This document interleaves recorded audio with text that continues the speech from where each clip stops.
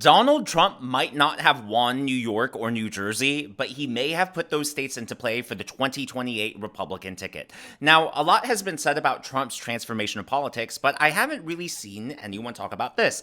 This is the state of New York. Obviously, Kamala Harris won it, 97% reporting. She won 55.8% to Donald Trump's 44.2%, but that is only an 11.6% difference.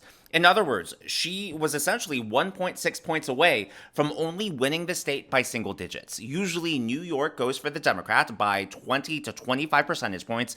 In fact, here's the history in the state. Now, you'll notice, in 2000, it was a huge difference, 25 points. The closest it ever got was actually 2004, which was also George W. Bush, but this was after 9/11. This was in the middle of the Iraq War, so Republicans outperformed there.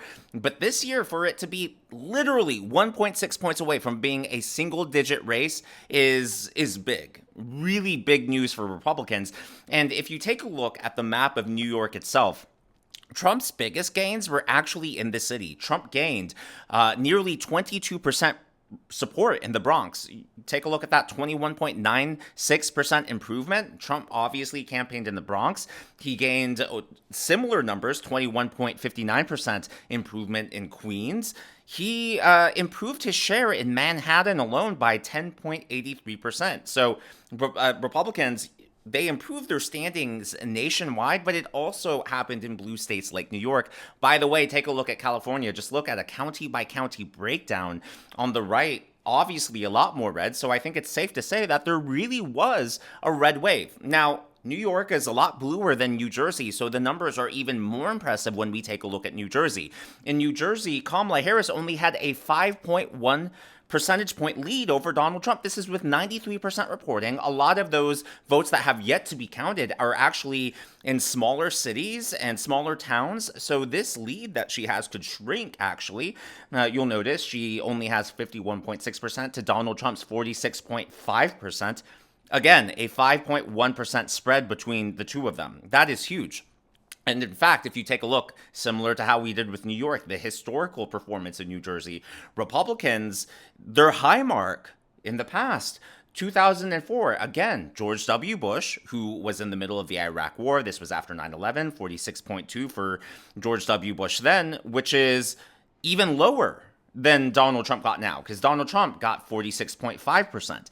So Trump actually has had the best showing in the state of New Jersey. Trump famously said he was going to put New Jersey into play, and it definitely is looking a lot like that. So I wouldn't be surprised if in future cycles, New York and New Jersey are swing states. Now, this all comes down to, does the Trump administration keep its promises? Do the Republicans actually follow through now that they have a very clear mandate, winning all three branches of government, winning the popular vote? Do they actually fulfill the wishes and the demands of their constituents, of their voters? Do they actually follow through, or do they pull a Paul Ryan? I think that'll impact how 2028 goes. But I think if Republicans follow through and actually deliver on their mandate, I think they can actually put New York and New Jersey into play in 2028.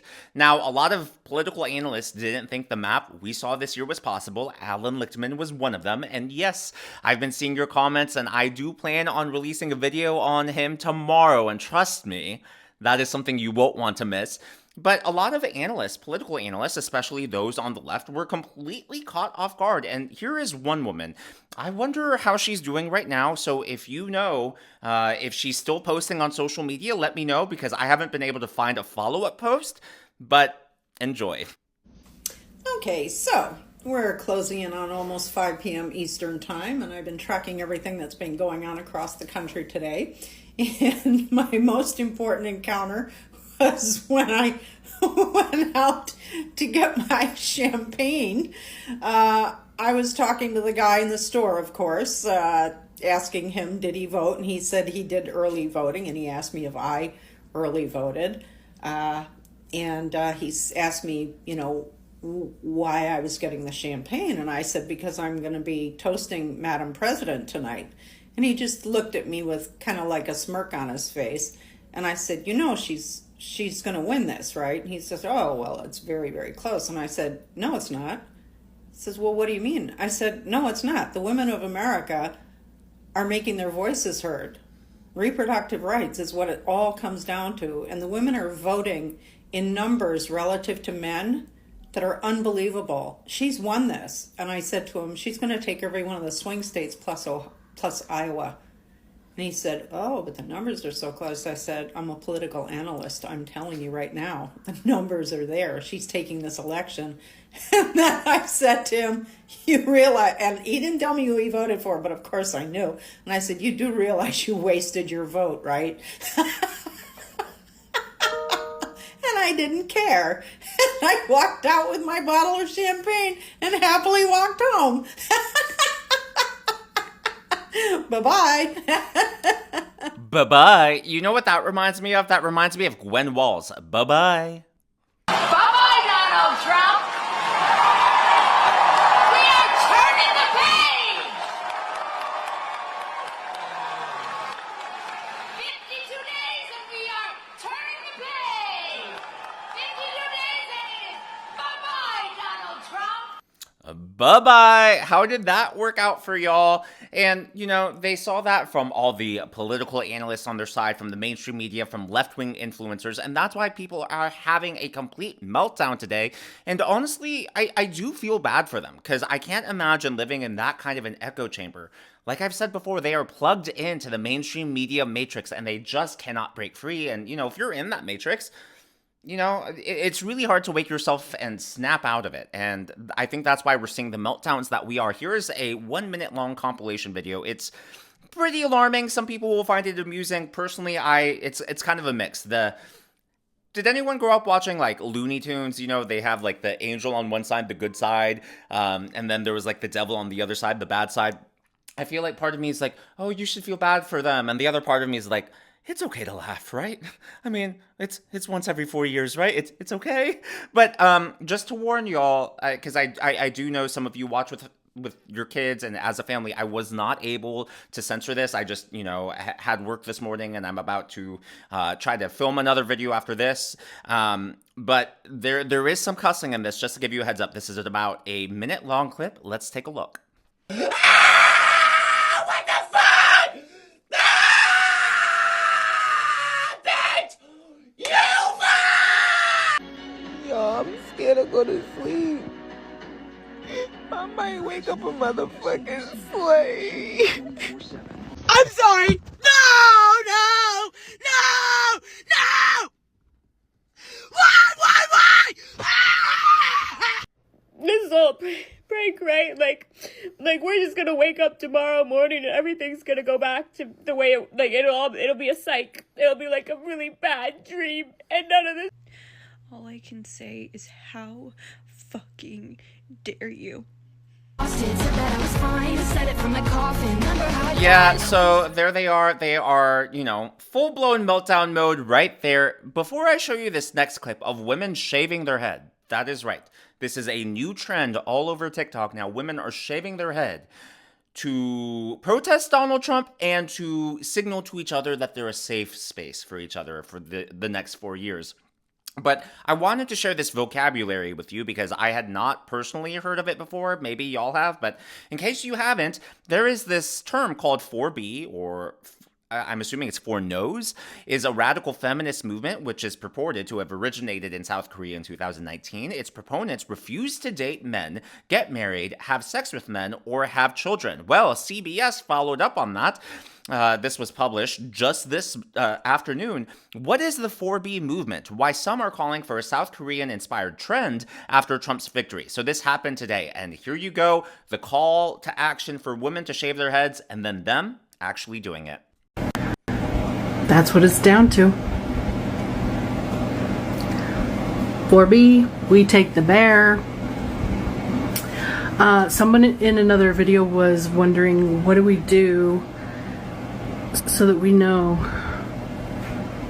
what side, so that others know what side we're on. A lot of suggestions for wearing blue bracelets or a safety pin with blue beads. Those are beautiful. Or all the Taylor Swift merch. It's kind of hard if you're not a T Swift fan. But still, it signifies to the others, right? I suggest we all shave our fucking heads. Women with shaved heads, you know what side they're on. This morning feeling spicy. You guys feel spicy? Because I do. All right. I've given up on America. I've also given up on coloring this hair because, right? Yeah. Fuck being skinny. Fuck being hot. Fuck being all the things that the patriarchy wants us to be. Because clearly they don't give a shit about us. And I'm talking to you too. Those of you ladies who have the internalized misogyny required to do what you did. Minorities who are so scared of a woman in power that you'd rather cozy up to the white man just in case some crumbs fall off his plate so that you may eat from them. Yes, scraps. I don't know how That to work is this really thing out. I'm insulting away. as a You'll figure it minority. out. You know Really what? insulting. It's been a day. It's been a year. It's been 9 years, 8 years, whatever it may be. Around this time, 8 years ago, was one of the worst times of my life. It's when my life fell apart. Now, women are going to have to just refuse to participate. Sorry, if you're a man, I will not be responding to you. If you are a man, I will not be talking to you. I am going to be promoting the 4B movement from here on out. Care, I don't care. Get better scissors. My hair, cutting it all off. Probably painting a target on my back here, but whatever. So she actually, cut it down before shaving it off, took it all off. Then here you go, another one. This is spreading like wildfire all over TikTok. I've seen a few posts on Instagram, but they haven't gone as viral as the ones have gone on TikTok. And honestly, this level of delusion, I honestly think it's sad. I think it's very frightening. And to me, it has nothing to do with Trump. This is shame on the media. Shame on the Democrats for scaring people so much that they literally believe we're on the verge of living in the next iteration of Nazi Germany. They didn't make this up in their mind. They were brainwashed into believing this by the other side. And for people to be that distraught, to be that deluded, to be that out of touch with reality, it's just really, really sad. And you know what? Mark Halperin actually predicted this. He predicted that Trump's win. He went on Tucker Carlson's show. He predicted that Trump's win would cause, quote, the greatest mental health crisis in American history. Let's take a look at his prediction because it is looking like it is 100% accurate. Let's say Trump wins 3 weeks from today. Mm-hmm. What happens? The Democratic Party just, as you said, a lot of Democrats, maybe the majority, believe that Trump becoming president again is the worst thing that ever could happen. So how do they respond to that? I say this not flippantly. I think it will be the cause of the greatest mental health crisis in the history of the country. I think tens of millions of people will question their connection to the nation, their connection to other human beings, their connection to their vision of what their future for them and their children could be like. And I think that will be require an enormous amount of access to mental health professionals. I think it'll lead to trauma in the workplace. I think there'll be some degree of Are you being protest. serious? 100% serious. 100% serious. And as you see, he was 100% right. I'm going to be making more videos on this today, actually, and in the coming days. I do feel sad about this. And I think, again, talking about that Looney Tunes, like the angel on one shoulder and the devil on another shoulder, I feel both sides. Like, part of me, wants to laugh, revel in the victory. And the other half of me is like, these are our fellow countrymen. And it really is just sad on a human level that people are this distraught, and I empathize. I don't agree with it, and I think it's because they're brainwashed. I think it's because they don't understand the actual reality that we live in. And I think that's what I'm wrestling with. I've always wanted my channel to be a place where I share the truth with everyone, or at least the truth as I perceive it. And the facts, how, as far as of what I'm aware of. And, a lot of people will sometimes, especially on the Republican side, get upset that, I cover sometimes Democrats in a favorable light. And they're like, Daniel, why don't you always do this? And it's like, because I really do want to try to be fair to both sides. I will call it how I see it. And I've been wrestling with, how do we reach those people? Because I don't think you have to live in that sort of isolated world and echo chamber. There is freedom to quote Kamala Harris, on the other side, if you break free of that mainstream media matrix. I know that's a little bit of a heavy note, so I want to end with a lighter flavor, and it appears that the spirit of Peanut the squirrel lives on. This was yesterday when Kamala Harris gave her concession speech. A squirrel actually scrambled across the stage and made it all the way to the other side. Could not have been more perfect timing.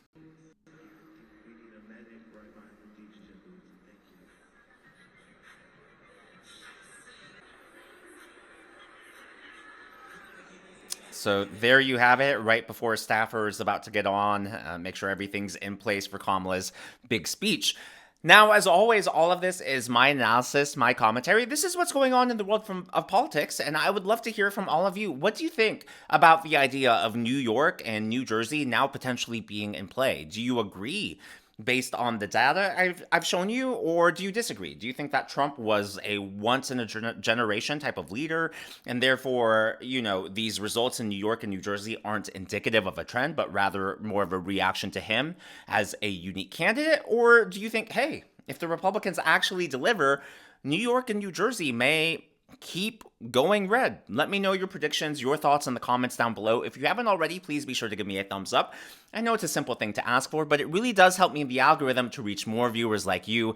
My goal is to reach 100,000 subscribers, and if and when that happens, we will celebrate. I will introduce my dog, who is napping, but don't let his napping deceive you. He is actually very, very active, as well as my cat, who is in the other room, apparently.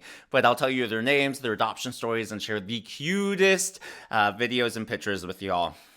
Be sure to smash that subscribe button and to check out one of these videos.